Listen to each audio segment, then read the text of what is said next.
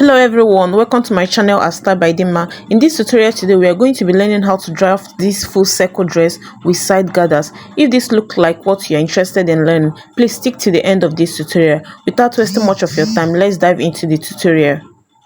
For this tutorial, I'm going to be using 3 yards of this beautiful African print. Okay, so the first thing I did was to go ahead and open my African print. This is one end of my material, can you see? Then to fold it into a triangle, so what I did, I picked one end and merged it to the other side of the fabric.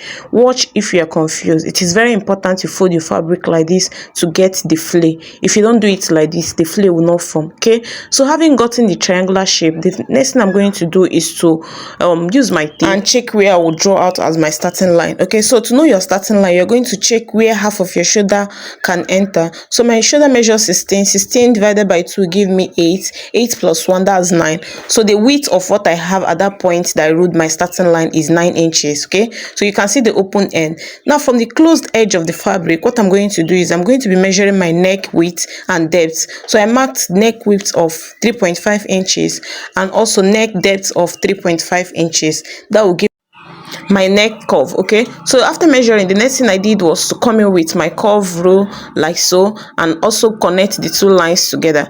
Now after connecting, the next thing I'm going to be doing is to take my vertical measurement or my vertical measurement. So from that my starting line, I'm going to first of all mark my shoulder. So my shoulder measures 8, like I told you, half of my shoulder measures 8. So I'm going to mark the 8 and add half inches because I'm going to be folding the armhole using a bias, so I'll add half inches to it. Now from that marked line that I've gotten, what I'm going to do is I'll go down by 1 inch to get my shoulder slope. All right, so I'll mark my shoulder slope of 1 inch. Now from that 1 inch, I'm going to connect it back to the neck width. So I'll connect it back to the neck width. Can you see? Now after this connection, like I told you, we'll now move on to take our vertical measurement, and what we're going to be taking is we're going to be taking our bust line, then we'll take the full length of the dress we want to work with.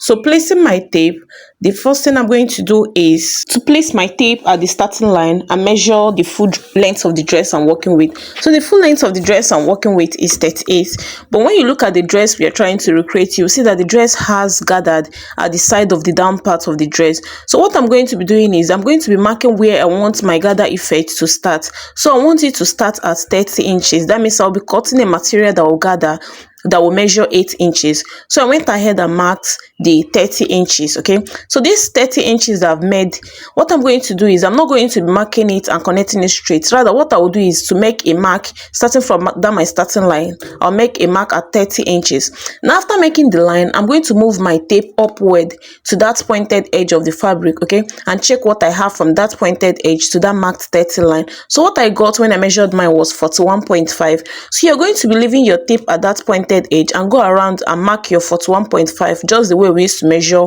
we used to mark out flare dress. Okay, so I'll go ahead and measure my 41.5 all around, rotating my tape, still keeping my tape at that pointed edge. All right, now after measuring the 41.5 all around, the next thing is to come in with your chalk and go ahead and connect it into a curve.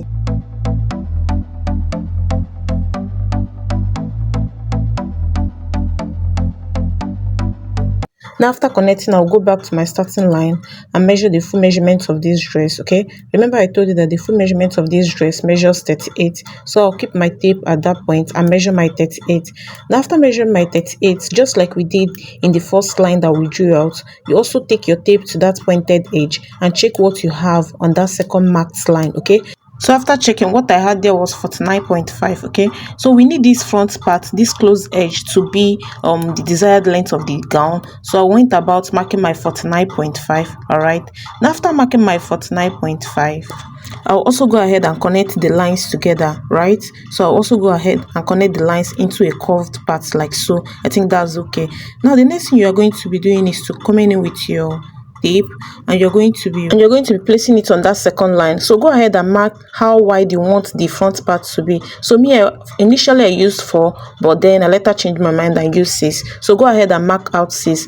Now that 6 will be where your gathers will start. So what I did was to bring in my curve and go ahead and connect it into a straight line like so, connecting the first part and the second part. Now the next thing you do is, so with your chalk, you're just going to be using your hand to cover out this part like so. Can you see there's no hard in here? Just go ahead, use your chalk and curve it out into a curve like so. Then the next thing is to go ahead and cut out, but before that, let's work on the upper part.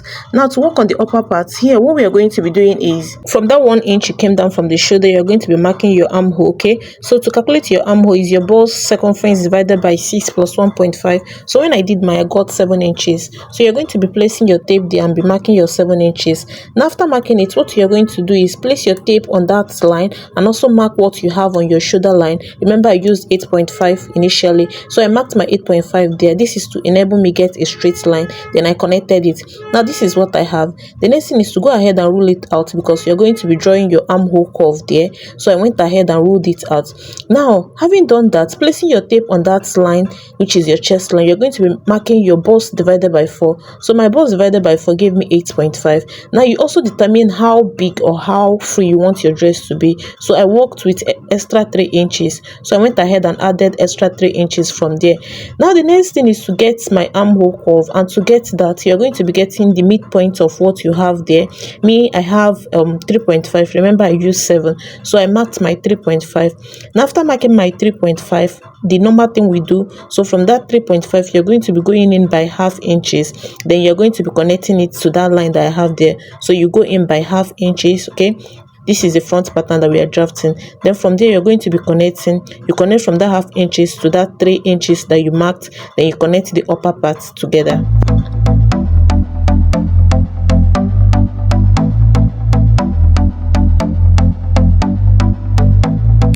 Now after that, the next thing is coming with your scissors and go ahead and cut. But before cutting, make sure that you connect that 3 inches that you gave to that side. So I'm going to be using this paper to illustrate. So imagine that this is the 3 inches that I marked. So what I'm going to be connecting it, I'm going to be connecting it to that my marked curve like so. Then you go ahead and cut out everything. Now I'm done cutting. The next thing I did was to place it on another fabric that I've also folded the same way I did while cutting the front pattern. So the next thing is to go ahead and cut out everything the same way. The only thing that will be different is the neckline. So I've gone ahead to rule out the shoulder line. So from that I came down by 2 inches. That's what I'll be using for my neck depth for the back. So I also connected it into a curve for my neckline. So the next thing is to come in with my scissors and cut out the whole thing. The only part that I'll be cutting differently is that neckline. Okay, remember I said I'll be cutting the new neckline, not the previous one I have on the front pattern. So I'll go ahead and trace out everything like so.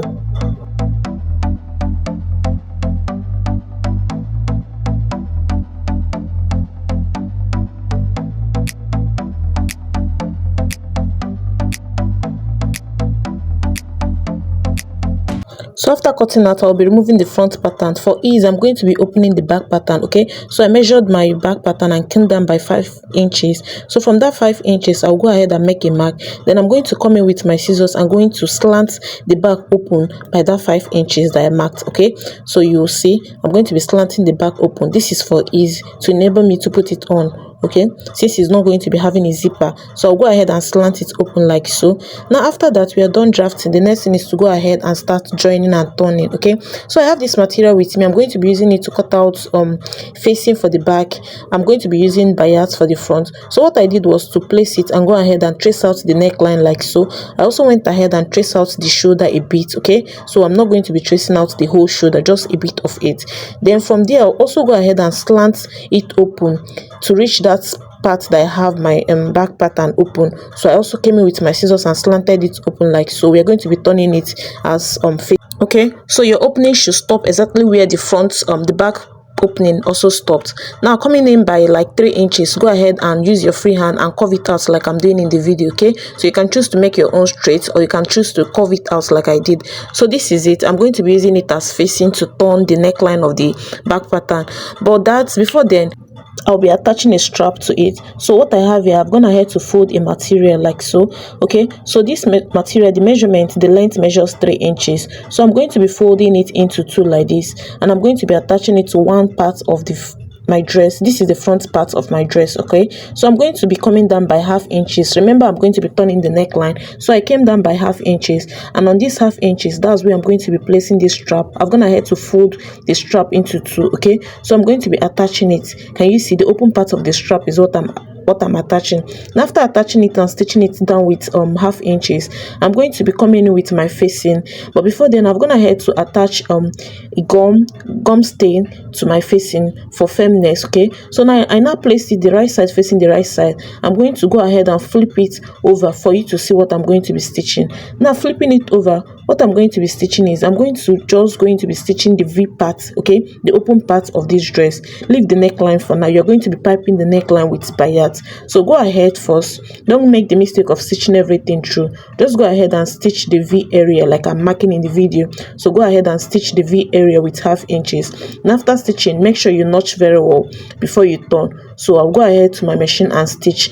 Now here I'm done stitching, and this is what I have. The next thing is to come in with your scissors, cut out the excess and notch it very well, okay, so that it will lap when you turn it. So also go ahead and notch the V part very well. Most importantly, notch that V part very well so that when you turn it will relax very well. So I've gone ahead to notch mine, and this is it when I flip it open. This is what I have it looking like. So the next thing is to head over to your pressing table and iron it well. Can you see? So to that back, I'm going to be attaching a button when I finish to hold it. Now I'm done with the back. The next thing I did was to go ahead and also use my bias to turn the remaining parts. Remember, we've not turned the neckline, so I will turn it half. I'll turn the half side and turn the other side with my bias. You stitch from the right side, then you flip it to the wrong side. Now bringing this material, I have 4 pieces of it here. What I did was to place my palm on it and trace it out. Okay, if you've been watching my tutorial, you'll be used to this method of cutting pocket. Now after tracing it out, I'll come in with my scissors and go ahead and cut it while adding 1/2 inch all through. Now I'll go ahead and cut out the pocket. So remember, I told you that I have 4 pieces of this, okay, 2 for both sides. All right, now after cutting it, the next thing I did was to bring in my back pattern. Of course, I've also gone ahead to pipe my front pattern using bias. I've gone ahead to finish up the neckline of the front pattern. Can you see?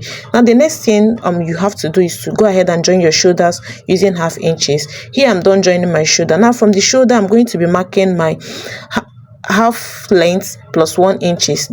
My half length measure 16 plus 1 inches will give me 17. So on this 17 mark, that's where I'm going to be attaching my pocket.